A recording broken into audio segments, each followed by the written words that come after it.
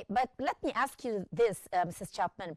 The bill coincides with reports of the underground prison Rakifat and worsening conditions for Palestinian detainees. So why do you think that the U.S. media and officials avoid highlighting these violations? You just told me in the beginning of the program that the American people do not know or are not fully aware of what's going on, right? Why is that happening? Why isn't the media highlighting this issue? Well, we do know that Israel halts as much news coming out of that area as possible. However, the Trump administration has a vested interest in making things appear as though they're going well. It's very difficult for Trump to admit that we are stalled in phase one.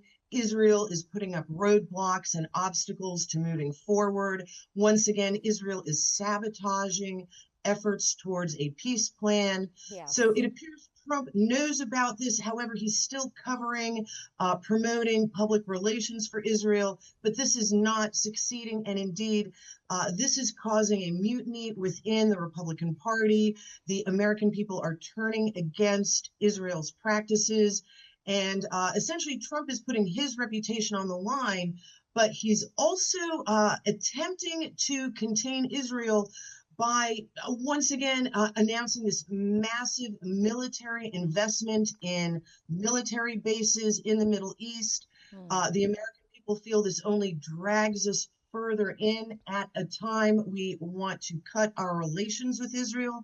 And this is dragging us further in because of Israeli obstinance and recalcitrance and Israeli insistence on continuing their genocide and ethnic cleansing. So there's nothing that the American legislature can do directly. However, the American public is pressuring Trump to take action. The other thing is this week, President Trump, the Trump administration introduced a resolution in the United Nations.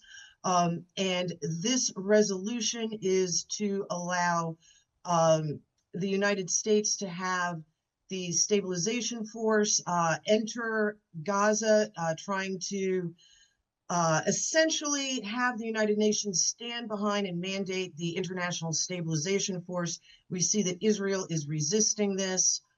So there is a lot that Trump is doing now. However, none of it touches Israel directly. It's all military bases to observe and monitor, and United Nations resolutions to hasten phase two. And the United Nations resolution is also to install the Board of Peace as the Palestinian governing authority with President Trump as chairman of the board. So we see Trump's approach is very chaotic. It centers around Trump's ongoing influence. This is a flawed approach. There's no strategy on the part of the American Trump administration. We just have resistance from the American public, members of the legislature, and the situation in Palestine is becoming more dire while the rest of the world is trying to determine what to do to counter Israelis' actions. Yes.